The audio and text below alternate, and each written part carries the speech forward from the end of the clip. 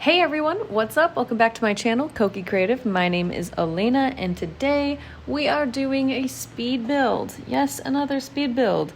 I did this as a collab with Laurabbyx. You know what's kind of funny? I made a shortened version of a speed build for TikTok and Reels, and I called her Laurabbyx because I read it as that, and I'm so sorry. It's actually Laurabbyx. You can check out her part of this collab. It's a speed build of the interior. I'll link that in the description box. A little bit about this build. I also uploaded a shell of it, so if you want just the shell, you can visit my gallery, Koki Creative, and then it's called Evergreen Rec Center Shell. Super basic, easy name to remember. I used quite a lot of packs in this, so let me look. I use 15, and it's a rec center. So if you want the full build with the interior all done, make sure you go to Laurabby's gallery and you can download it from there. So from the very beginning, I knew I wanted this to be a colorful build. At first, I was thinking about making them shipping containers, which I still stick with that theme, but I wanted the shipping containers to be the colors of the build. And the color scheme I went with is, if you think about like a daycare or kids books and they're learning their colors, so it's going to be red, orange, yellow, green, blue, and then white and black here and there. So I wanted to stick with those since I thought it was a little bit more family friendly, but it was just looking like all these other container builds that I have done in the past, that I've seen in the past, and I wanted this to just be a little bit more striking and a little bit more different. So I played around with how I wanted to put those colors forward. And you're probably asking yourself, what are you talking about, Elena? Well, let me show you. So I bring the colors in with these patterns. I put them on the roof and on walkways. I use the colors green, blue, red, and yellow. Most of them come from the base game concrete swatch that comes default when you place something down. Just if you didn't know it, it comes with so many different swatches and they're free. So if you're doing a starter home or anything like that where you want to keep the cost down, I highly suggest you check out those swatches. But with the red was looking a little bit pink, a little bit salmon, and I just wasn't feeling it. So I use the Spa Day flooring. I'm not sure if you know the one I'm talking about, but it kind of looks like lava. There's a ton of different swatches, and I never use this flooring just because it's so intense. The color is so vibrant, and I finally found a time to use it. So it worked really well to get that pop of red that I wanted. If you use it for an entire room, it can look a little uncomfortable, but I do use it on parts of the roof as well. So I built this at Evergreen Harbor. This is by The Quarry. And let me tell you, I actually used to live by a quarry, so I'm pretty familiar with what this actually looks like in real life. I wanted to keep this ground, this natural flooring, because for one, it's more eco-friendly. Maybe not in the game, but in real life, rather than having a whole bunch of grass thrown in that they have to water every day, I wanted to keep that natural quarry ground and then have these little circle planters. If you look around, you'll see circle planters in the world around it. Something that I like to do is have all my builds mesh with the surroundings, so I use similar plants and trees. But this doesn't come standard. When you first go to Evergreen Harbor, it's going to look a little bit different because your eco footprint is just automatically set to neutral. You're either going to have to play your way up to a green footprint, or you can do what I did for this build and you can use some cheats. So I will put that in the description box, what cheat you can use to just bring your eco footprint up. And so one of the benefits with eco footprint at green is that you get sun rays and you get the Aurora Borealis.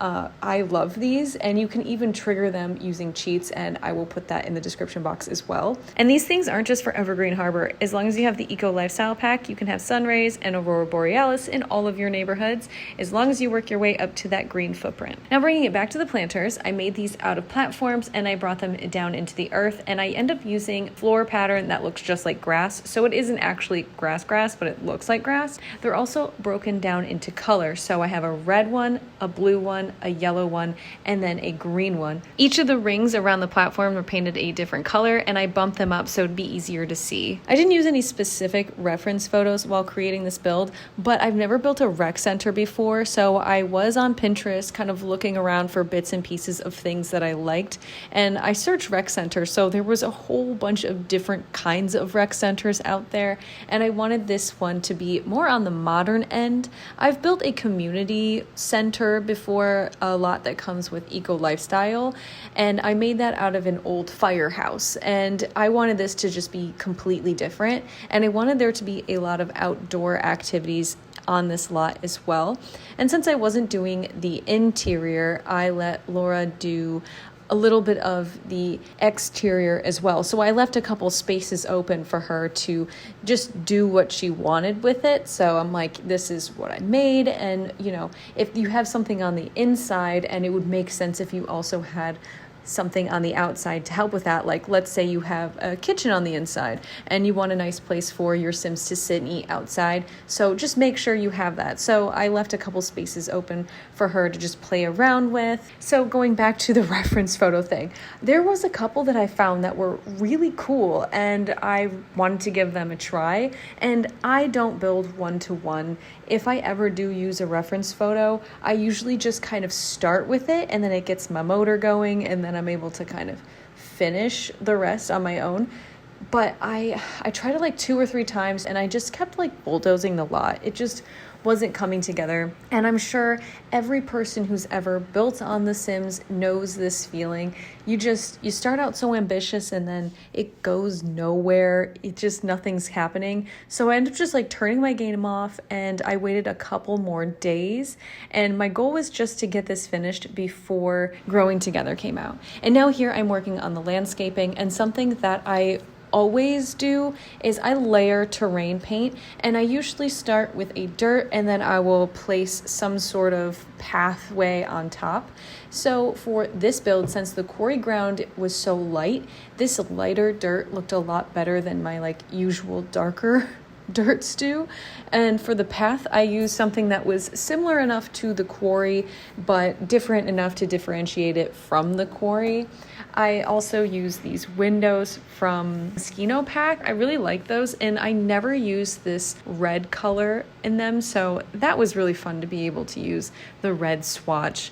As we know by now, I use a lot of different colors for this build, but I wanted the main pop of color to be red just because I always find that most eye-catching. Hey look, we've made it to the roof, and now I'm trying to get the color pattern down. So when I'm doing these patterns, I always like to make sure that even if it cuts through a wall, if it is half on a wall, that I'm still following the correct color pattern.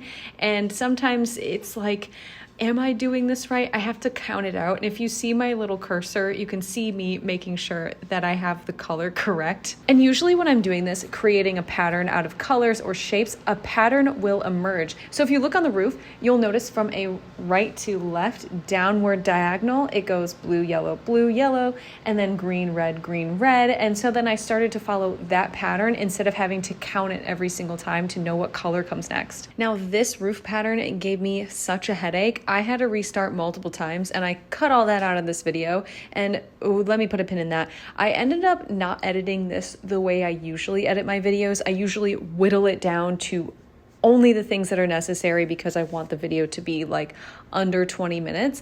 But I just kind of want to stop doing that because it takes a really long time to edit, and I would really like to post once a week. So I hope you're going to enjoy these longer videos.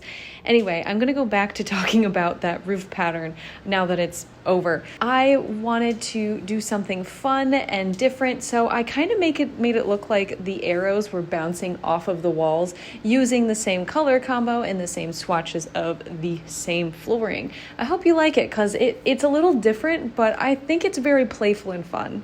So for the landscaping, I do a ton of landscaping, and this is the part where I edited out a ton of stuff because you don't need to see me laying all these bricks and all these flowers. What I will tell you and what I do show is the flowers that I used are all from the planters that I had earlier, and so that all sticks with the color palette. I've been using the terrain tool so much lately that working with a flat lot actually felt so nice. This flat surface made it really easy for me to create these winding trails and all of these little planting areas.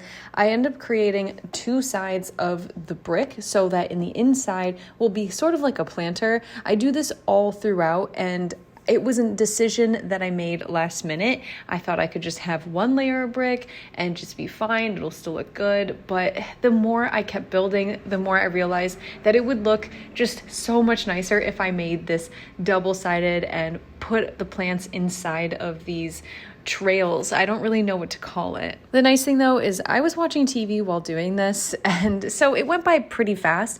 It was just one of those things that is kind of like a mindless activity, but I really love how peaceful it can be also. How do you feel about landscaping? Let me know in the comments below, because I honestly am curious about everyone's thoughts on landscaping, because I was so surprised when I found out everyone hates roofing.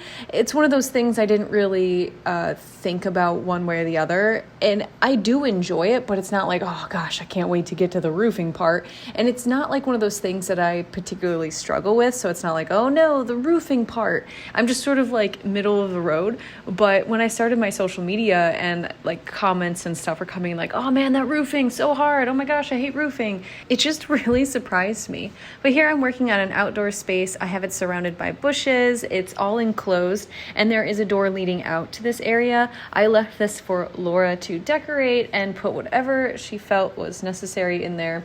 I have this like archway above it. I really don't know what to call that, but it serves no purpose other than just to look interesting. There was this teeny tiny area in the back, and I wanted to use every inch of this lot. Pretty sure it's a 30 by 40 or a 30 by 20. Can't really remember, and I have a hard time eyeballing these kind of things. But I wanted there to be a little balcony above, and since it's on a diagonal, the most natural shaped balcony I could find is kind of like an arrow point. I again went with the same colors as the floor pattern, and this time I did rows of them, and I really like the way this ended up looking. This outdoor area is just a hangout area. Again, I left this open for Laura to decorate and do whatever she wanted with it. I also made sure to add a door so the Sims would have access to this area. That's always something to keep in mind. Can your Sims actually get to this area? Everything here should be playable, is play tested, so you don't have to worry about that. And obviously I have to add more planters here. Since Evergreen Harbor is this green focused neighborhood, I wanted that to be reflected in this build. So I put solar panels on the roof and windmills, and no, your community lots, you don't have to pay bills or anything like that, but I wanted to give that illusion that they're making this conscious effort toward the environment. Believe it or not, we're nearing the end of this video, and I have to say thank you if you made it this far. Thank you for listening and watching. I'm just finishing up with some more landscaping, of course, and at the end of the video I do show a couple of sneak peeks of what the interior looks like. And again, don't forget to go check out Laurabby's YouTube so you can watch the full speed build, put them together, and then you can see the whole thing come to life. I usually end my builds with exterior lighting. It's something that I forget about when I'm building it, so I just save it to the end. It's like, oh yeah, don't forget, they have to see at night. I also check this for all times of day to make sure if it is bright enough at night. I'm using these Desert Luxe floor lights that I really love. They're so sleek. There's a base game floor light too that's pretty good, but it's just a little bit too metal looking for my taste, and not like rock on hardcore metal. It's just surrounded by like a metal plate. It kind of reminds me of like a pool or something like that. So this is my favorite floor light for something like this, like a trail. It looks kind of classy. I mean, it comes with the Desert Luxe kit, and if you don't have that, I do highly suggest it. I know some people hate kits, and I totally get it. Personally, I like them. I don't like to have a ton of CC in my game. So yeah, if you like kits, that's definitely one to get. But anyway, thank you for watching today. I really hope you enjoyed this video. If you did, give this video a thumbs up or leave a comment. Let me know what you think. And if you aren't a subscriber, maybe think about it. But anyway, I'll see you next time. Bye.